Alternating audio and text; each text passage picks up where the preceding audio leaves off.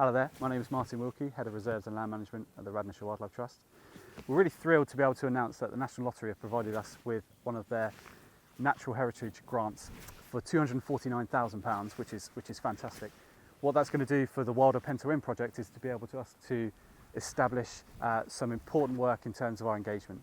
We're going to be able to recruit a project officer, which means we can do workshops, listening exercise, we can invite people onto the farm, but we can also set up and coordinate some really important volunteer management on site as well.